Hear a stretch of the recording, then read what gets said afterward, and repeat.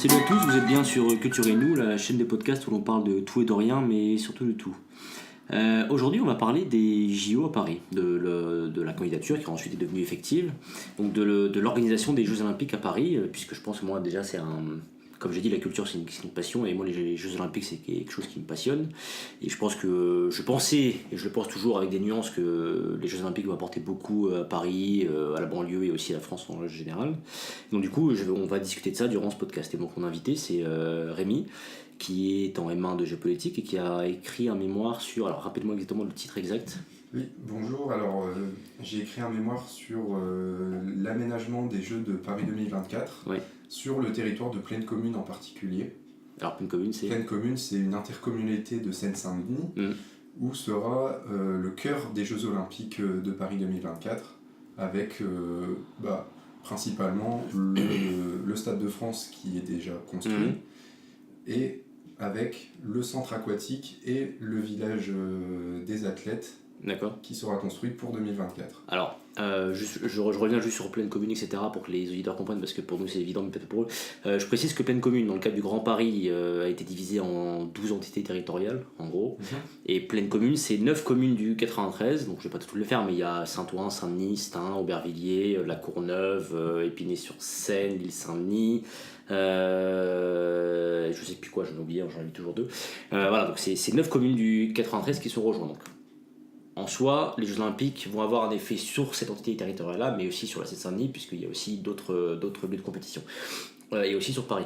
Mais d'abord, peut-être revenir à la candidature elle-même. Pourquoi est-ce que Paris a décidé de candidater? Et l'historique, là je vais juste faire un bref rappel des historiques. La dernière fois que Paris a eu les Jeux, c'était en 1924.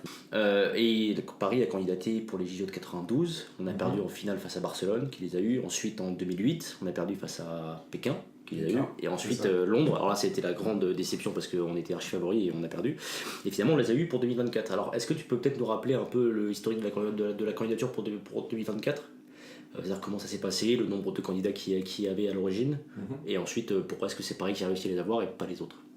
En fait, d'abord pour 2024, on a eu plusieurs villes candidates. D'abord, il me semble qu'il y a eu Boston. Ouais, c'est vrai, j'ai oublié Boston. Il y a eu Boston, il y a eu un mouvement citoyen qui s'est créé contre les Jeux Olympiques, et le comité olympique américain a décidé d'enlever Boston et de choisir Los Angeles. Qui avait déjà eu les Jeux en 84, je précise. Ouais, c'est ça. Ouais, 84, ouais. 84, et donc ensuite, on a eu plusieurs villes européennes, donc Paris bien sûr, on a eu Hambourg. Ouais, moi je rappelle, j'étais à Berlin à ce moment-là, et c'est vrai qu'il était en pleine candidature et ça a été annulé. Ouais, donc pour rappeler, la candidature de Hambourg a été retirée suite à un référendum. Ensuite on a eu Budapest, qui se sont retirés aussi. À cause d'un référendum, je crois aussi. Ils ont fait une consultation citoyenne, je crois que c'est ça, en février 2017. Une consultation citoyenne qui a été perdue. Et ensuite, on a eu Rome qui a voulu se présenter aussi. Et en fait, la maire de Rome, qui est arrivée au pouvoir en 2016, la candidature en fait était déjà lancée. Et elle a regardé les comptes de sa ville et elle a dit que financièrement, ça pouvait pas être possible d'organiser les Jeux. Donc, il n'y a pas eu de référendum citoyen, mais elle a décidé elle-même de retirer sa ville de la candidature des Jeux. D'accord. Donc à la fin, finalement, il ne restait plus que comme candidat effectif Los Angeles et Paris. C'est ça. Pour 2024. Et alors, donc, qu'est-ce qui s'est passé par la suite alors? Et ensuite, on a eu un accord qui a été fait entre Los Angeles, Paris et le CIO pour en fait s'accorder sur une répartition des Jeux. Donc une ville en 2024 et une ville en 2028. Et suite à des négociations, Los Angeles a accepté de donner les Jeux de 2024 à Paris parce que Paris voulait vraiment ces Jeux en 2024 parce que c'était symbolique de les avoir 100 ans après les derniers. Et on a aussi le symbole des Jeux avec le chiffre 24 qui fait la tour Eiffel. Voilà, en fait, la candidature, elle est surtout symbolique pour 2024. Puis aussi Paris voulait la candidature de 2024 parce qu'il y avait beaucoup d'investissements qui étaient prévus, alors notamment pour le village olympique, on y viendra après. On en reparlera mais ça a été aussi un des éléments clés. Voilà, donc voilà, on a eu de candidatures et tous ces retraits avant des villes qui aujourd'hui posent la question de savoir si les Jeux Olympiques financièrement sont encore vraiment viables pour les villes qui l'accueillent. Tout à fait. Alors justement, ça mène donc à la problématique un peu de ce podcast d'aujourd'hui, c'est-à-dire qu'est-ce que vont apporter les Jeux Olympiques, alors pas qu'à Paris, mais à Paris, la banlieue, et puis à la France en général, parce que justement tu viens de donner l'exemple de cet argumentaire de ceux qui sont anti-Jeux Olympiques, c'est-à-dire que ça va beaucoup coûter. C'est vrai que dans les Jeux Olympiques, on va dire modernes, depuis la chute de l'URSS, en gros, moi c'est comme ça que je découpe, après c'est Vincent Roseau qui dit ça, mais c'est comme ça que je découpe, depuis la... c'est vrai qu'il n'y a que Barcelone qui a vraiment profité des Jeux Olympiques, et les autres villes, hormis les grandes villes comme Sydney ou Londres, les autres villes n'ont pas trop profité. Par exemple, Athènes, c'est l'exemple typique, une ville qui n'a pas profité. Donc, du coup, c'était peut-être l'argument de ceux qui étaient anti-Jeux Olympiques et ceux qui étaient pour. Alors, si tu me permets, je vais peut-être expliquer comment. Donc, on a vu un peu l'historique. Juste le budget qui était prévu le budget prévisionnel pour les Jeux, c'était 6,8 milliards d'euros. Alors, il y a eu plein de spéculations pour savoir tout le monde disait que ça allait être le contribuable qui allait payer. Dans le budget prévisionnel, sur les 6,8 milliards, il y a 1,5 milliard, c'est des fonds publics. Donc c'est-à-dire que c'est les impôts de toi et moi et des contribuables. C'est ça. Sinon c'est le CIO, c'est la billetterie, et après c'est autres fonds privés qui participent à cet effort-là. Est-ce que tu peux peut-être rajouter quelque chose là-dessus, sur le budget en lui-même, ou est-ce qu'il risque d'exploser ou pas? Ce qu'on peut souligner par rapport au budget, c'est que les coûts liés à la sécurité ne sont pas compris. D'accord. Donc ça reste quand même une problématique importante, parce qu'on ne sait pas encore comment sera le monde en 2024, la sécurité, est-ce que on aura un risque d'attentat accru, ou est-ce que tous ces risques se seront calmés, donc voilà, quel sera le budget. Il y a pas mal d'experts qui tablent à peu près sur un budget sécurité d'1 milliard d'euros.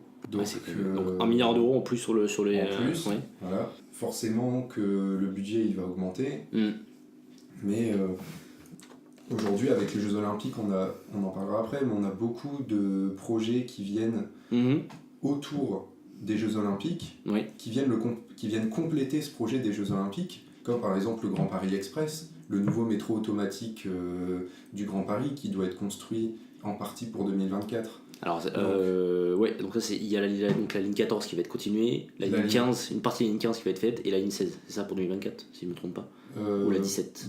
En Seine-Saint-Denis, c'est surtout la ligne 14 qui sera prolongée jusque Saint-Denis-Pleyel, donc à côté du village olympique. Et on a aujourd'hui la certitude, s'il n'y a pas de retard, qu'il y a une nouvelle ligne qui va être construite, la ligne 16, et qui va relier le Saint-Denis-Pleyel, donc le village olympique, à l'aéroport du Bourget. C'est ça, ouais. Donc c'est ça. Et en fait, tout ce projet du Grand Paris Express, qui aujourd'hui coûte, pour l'instant, les prévisions, c'est 35 milliards d'euros. Les organisateurs de Paris 2024 ont vraiment insisté sur le fait que ce ne sont pas les mêmes financements. Oui, en ayant assisté à des réunions, ils insistent là-dessus, et ils expliquent aussi que c'est pas les mêmes financements, et que de toute façon les métros ce sera fait quand même, qu'il y ait eu les jeux ou pas, c'est juste que ça va accélérer ça, et que en fait c'est pas, la candidature de Paris ne dépendait pas de la construction des lignes de métro.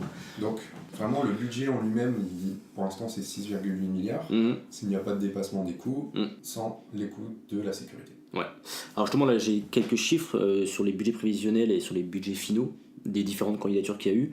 Alors là l'exemple typique c'est Athènes et Pékin par exemple. Le budget prévisionnel de Athènes c'était 5,3 milliards, ça finit à 9,6, et Pékin c'était 2,6, ça finit à 31 milliards. Alors la Chine c'est quelque chose de particulier, mais on voit que souvent c'est dépassé. Après la France c'est quand même un pays qui a l'habitude d'organiser des grandes compétitions, et généralement c'est toujours plus ou moins bien déroulé. La Coupe du Monde 98 en est l'exemple typique. Et puis ce qu'il faut souligner aussi, c'est que la France a voulu axer sa candidature sur le fait que entre 90 et 95% des infrastructures étaient déjà construites.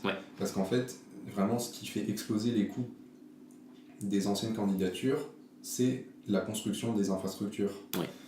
Donc là on a 90-95% des infrastructures qui sont déjà construites, et donc le reste qui doit être construit, forcément les organisateurs ils vont surtout faire attention à ce que ces coûts n'explosent pas, mais déjà de base peut grâce à ça éviter de avoir comme Pékin ou comme Londres, un double, triplement du budget initial. Ouais.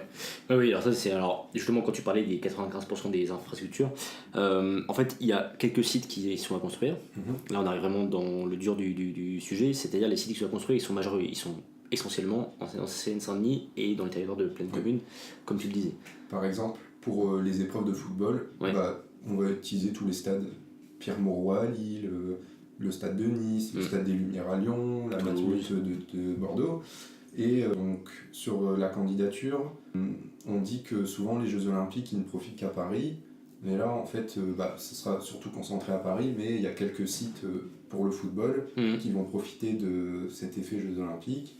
Et on a aussi la Marina de Marseille qui va accueillir les épreuves de voile. Et donc ensuite on a une concentration en Île-de-France avec par exemple l'équitation sur le site de Versailles.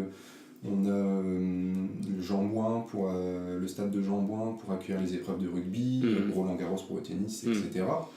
Et c'est déjà des infrastructures qui existent. Qui existent déjà. Et ensuite, donc en fait, on a les infrastructures qui existent, les infrastructures temporaires et les infrastructures à construire. Alors, et un exemple d'infrastructure temporaire ? Infrastructure temporaire, par exemple, c'est dans le but d'éviter ce qui a été fait, par exemple, à Athènes, où on a ce qu'on appelle des éléphants blancs, des infrastructures qui ont été construites pour les Jeux et qui aujourd'hui ne sont plus utilisées. Par exemple, le beach volley, la candidature de Paris 2024 va construire un stade de beach volley juste en face de la Tour Eiffel sur le Champ de Mars. D'accord, ouais. Et qui sera ensuite démonté. Mais d'ailleurs, c'est déjà fait pour des événements autres que les Jeux Olympiques, donc ça, c'est pas des. Ça s'est fait à Londres, là. Mais même sur Paris, il y a déjà des événements de beach volley devant la Tour Eiffel, donc c'est déjà quelque chose qui existe. Mais après, alors là, on a parlé des temporaires. Je propose qu'on se concentre maintenant sur la Seine-Saint-Denis. Pour argumenter, pour vraiment donner un exemple précis d'un éléphant blanc dans une autre ville par rapport aux Jeux Olympiques. En Grèce, donc à Athènes a accueilli les Jeux de 2004. Alors reprécise ce que c'est un éléphant blanc. C'est une infrastructure qui est construite, mais qui, après les Jeux Olympiques, n'est plus utilisée par la population, qui est laissée à l'abandon. Par exemple, en Grèce, le hockey sur gazon n'est pas un sport qui est beaucoup pratiqué en Grèce. Donc en fait, les organisateurs ils ont vraiment construit un stade de hockey sur gazon, donc forcément qui a coûté de l'argent. Mais comme ce n'était pas le sport qui était pratiqué aujourd'hui, l'infrastructure elle est abandonnée. Donc voilà, c'est pour donner un exemple précis. D'accord. Et aujourd'hui, Paris 2024 a dit, voilà, sur les sites, sur les sports où on est sûr que ça sert à rien de construire, on va construire quelque chose de temporaire qui sera démontable après. Et voilà. D'accord, ok. Donc ça c'est le truc. Alors ensuite, si on a décidé d'axer, on va aussi axer maintenant sur la Seine-Saint-Denis. J'explique pourquoi, pour que les personnes qui nous écoutent comprennent. Parce que finalement, la plupart des sites nouveaux qui vont être construits, ça va être en Seine-Saint-Denis. Alors, je réexplique quels sites vont être construits, qui en plus sont des sites importants. Donc la piscine olympique, qui va être construite à côté du stade de France. Pour ceux qui connaissent un peu Saint-Denis, vous avez le stade de France, vous avez l'autoroute, et ça sera construit derrière. Vous avez le village olympique qui sera construit sur Saint-Denis, Saint-Ouen et les Saint-Denis. Le stade de France qui va être réhabilité. Et le quatrième, je l'oublie à chaque fois, c'est en Seine-Saint-Denis, le village des médias. Le village des médias. Au Bourget. Et le tir à l'arc, c'est ça non Et le tir, tout simplement. Le tir à la carabine sur Duny la Courneuve. Voilà, ça dit la Courneuve. Donc voilà, ça c'est les 4 gros qui vont construire. Forcément, ça a un impact sur la population.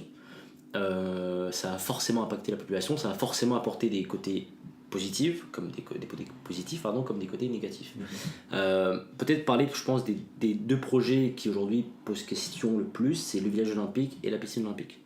Parce que le Stade de France, il existe, donc il y a juste à le réhabiliter un petit peu, c'est bon. Parle-nous du village olympique. Le village olympique, donc comme tu l'as dit, on est sur 3 communes, Saint-Denis, Saint-Ouen et l'île Saint-Denis, juste à côté de l'actuelle Cité du Cinéma.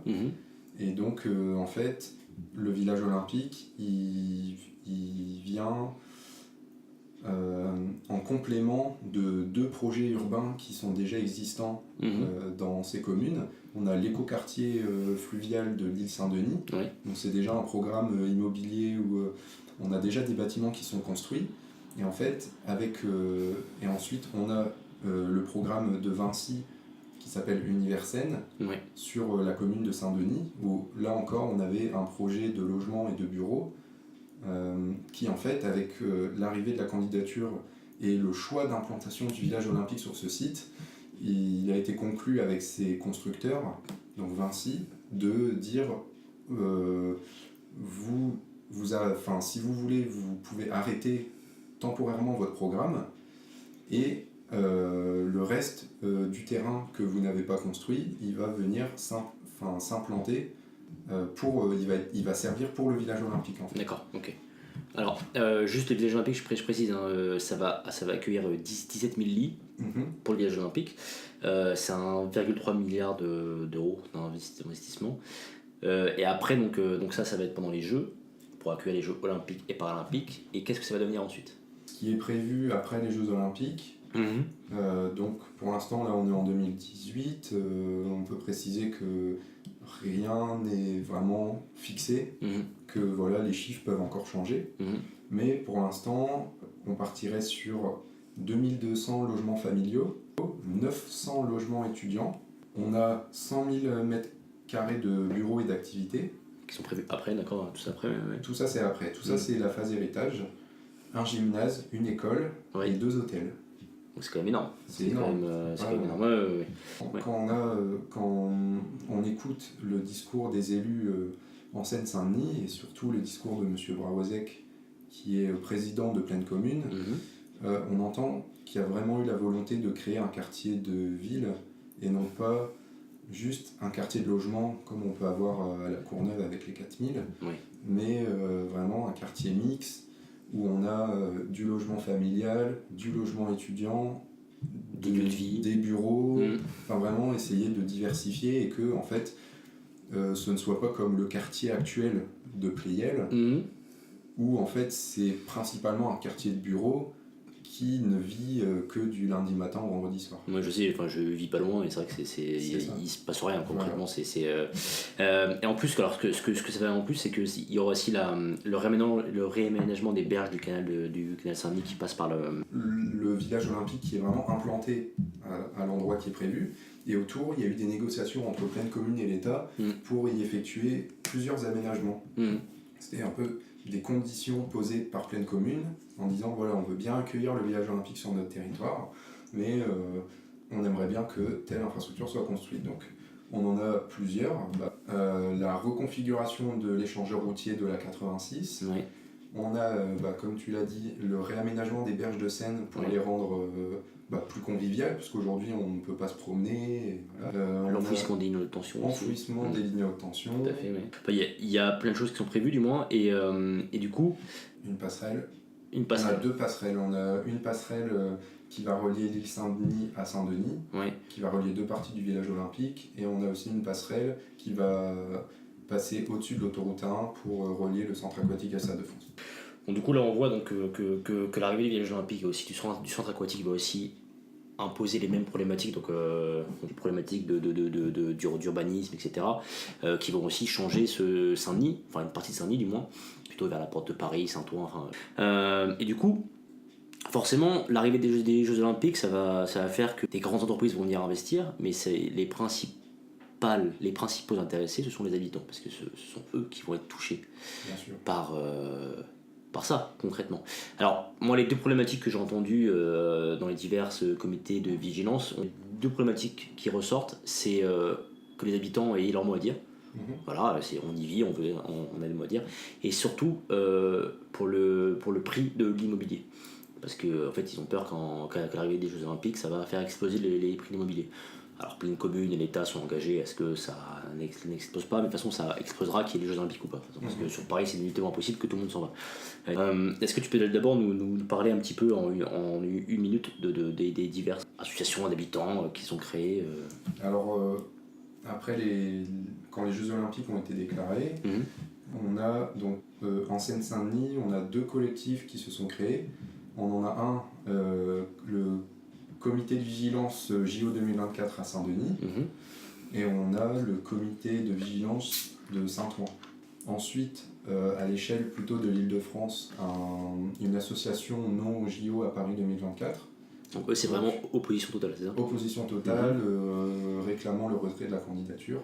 Ouais, parce que c'est un peu tard, mais... Ouais, l'argument de ce collectif, c'est que en 1976, Denver l'a fait, d'accepter les JO d'hiver et un an après de se retirer. En soi, c'est possible, mais aujourd'hui, la machine est très bien lancée et c'est compliqué d'imaginer un retrait de la candidature. Ouais. Sauf si gros changement de les présidentielles en 2022. Non mais même ce sera pas le cas, parce que même si ça change en 2022, c'était 2 ans avant les Jeux, quelle autre ville va ouais, bien sûr. Puis ce sera après, un désaveu. On peut pas affirmer, mais, non, mais après, forcément c'est aller à 90% pas aller organiser les Jeux. Mais même à 99%, parce qu'il y a eu l'exemple de Denver, mais je suis sûr qu'il y a d'autres raisons qui ont fait que Denver, moi je connais pas leur argument, mais je pense qu'il y a peut-être d'autres raisons qui a fait que Denver ont décidé de refuser. De toute façon, ce serait un désaveu pour la France elle-même, quoi, de dire finalement on n'organise pas. Mais vas-y, donc voilà, on a ça, on a cette association, et on a ensuite un comité de veille qui s'est créé sur le blog de Mediapart par rapport au JO 2024. C'est comité de veille. En fait, ce qui est intéressant de voir avec les JO, c'est qu'on a diverses positions citoyennes. On a une opposition et on a une vigilance. Oui. C'est pas la même chose. La vigilance, c'est vraiment pour dire, ok, les Jeux vont se faire, il y a certains de nos membres qui sont pour, il y a certains de nos membres qui sont contre, mais on fait abstraction de tout ça et nous, on garde en tête la vision de ce que les JO vont apporter aux habitants et de dire, ok, nous, derrière, on est vigilants. Voilà, c'est vraiment ça, on surveille que ce que vous aviez promis soit fait.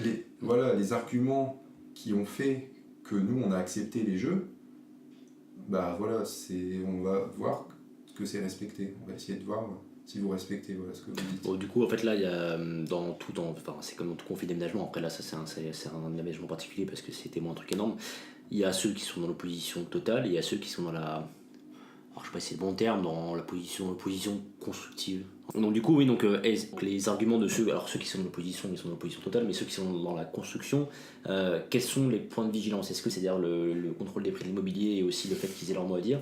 Alors, les points de vigilance, ils sont surtout financiers. Voilà, il y a une transparence totale qui est demandée. Donc, qui va participer à combien de milliards d'euros, même si les chiffres sont déjà sortis. On a aussi une volonté d'avoir plus de détails sur la phase héritage du village olympique, à savoir combien de pourcentage de logements sociaux. Ouais.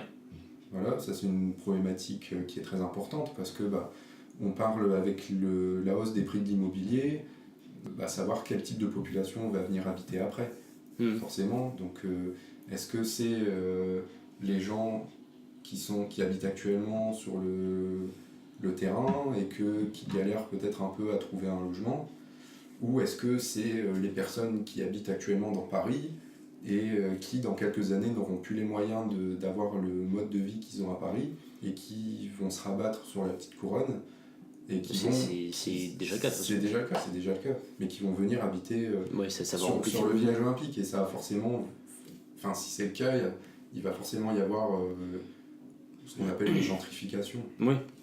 Mais après, de toute façon, c'est déjà le cas. Alors Saint-Denis c'est particulier, mais c'est déjà le cas, même à Saint-Denis, une partie de Saint-Denis c'est déjà le cas. Donc, Et ce que réclame le collectif, c'est de savoir, ok, vous avez dit qu'il y aurait 40% de logement social sur le village olympique, mais voilà, eux ils veulent aller plus loin, savoir quel type de logement social, parce qu'il y en a plusieurs, il faut savoir qu'il y en a plusieurs. On a du PLAI, prêt locatif aidé d'intégration. D'accord. On a du plus, prêt locatif à usage social, voilà. Et en fait, c'est savoir, en fait, on a du logement social qui est pas vraiment du logement social, qui est du logement social destiné aux classes moyennes. On a du logement qu'on peut appeler très social. D'accord, ok. Donc en fait, quand on dit 40% de logement social, ça reste très, très flou, quoi. Oui, c'est-à-dire que est-ce que c'est le logement social pour les classes moyennes parisiennes ou si c'est le logement social pour les populations qui sont déjà sur place, qui n'auront pas les moyens de continuer à vivre sur Saint-Denis. Donc en fait, la volonté aujourd'hui, d'après ce que j'entends, la volonté des élus, c'est d'avoir une mixité sociale sur le prochain site du village olympique. D'accord. Ne pas avoir que du logement social et essayer d'avoir quand même du logement social et ensuite d'avoir des populations riches. D'accord, donc en fait, finalement, les habitants, majoritairement, c'est pas engagé. Et il y en a beaucoup, ouais. Oui, voilà, de toute façon, ça c'est toujours le cas dans les projets, la majorité. Beaucoup de projets d'aménagement, oui, c'est ça, c'est toujours une petite partie de la population qui est engagée. Et dans ceux qui s'engagent, il y a ceux qui proposent et ceux qui sont opposés. De toute façon, ça c'est toujours les principes. Et puis de toute façon, après, c'est un rapport de force entre les aménageurs, l'État, les communes, le département. Enfin bon, voilà, c'est tout ça réuni. Si je peux rajouter un truc, Vas-y. Ce qui est super intéressant d'étudier avec les Jeux Olympiques, c'est qu'on se rend compte que les Jeux Olympiques, ils viennent, en fait, si on veut mettre en relief toutes les craintes des habitants vis-à-vis des Jeux Olympiques, on peut voir que, en fait, au-delà des Jeux Olympiques, c'est vraiment l'ensemble des projets urbains à Saint-Denis qui inquiètent les habitants. Oui. En fait, on a le projet de la gare du Grand Paris Express, dont on a parlé tout à l'heure. Et qui n'a pas de rapport avec les Jeux Olympiques en soi. En soi, qui n'a pas de rapport, mais on a quand même une station avec 250 000 voyageurs par jour. Alors ce sera, pour que j'en comprenne, ce sera peut-être le nouveau Châtelet, quoi. Voilà, c'est le nouveau Châtelet de la banlieue parisienne. Donc 4 lignes de métro et une ligne de RER qui vont se croiser là. Plus on a 5 métros et un RER. Ouais, ça va être énorme. C'est énorme. Donc on a ça, donc forcément l'impact des stations du Grand Paris Express sur le logement, il est déjà connu, quoi. Oui. C'est forcément une augmentation des prix de l'immobilier autour. C'est certain.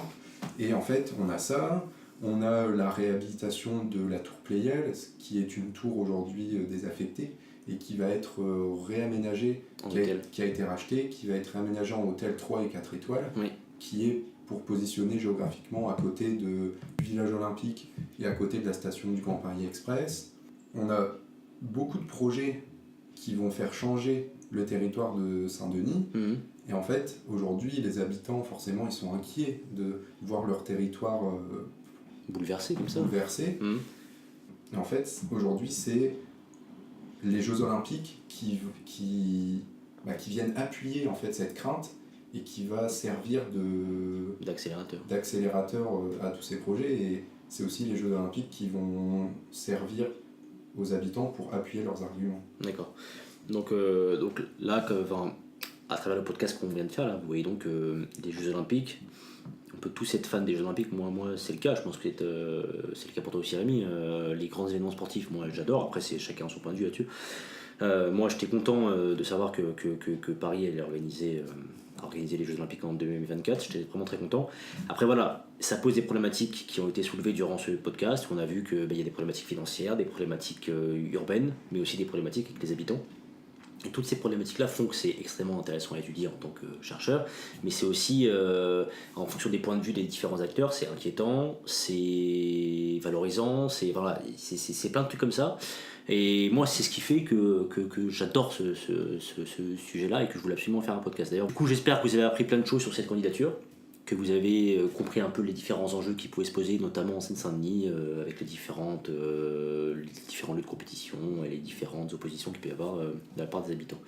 Surtout, n'oubliez pas, les Jeux Olympiques, c'est un événement mondial, c'est du sport, donc c'est de la culture. Donc n'oubliez pas que la culture n'est pas un luxe, c'est une nécessité. Et puis je vous dis à une prochaine fois pour un nouveau podcast. Salut.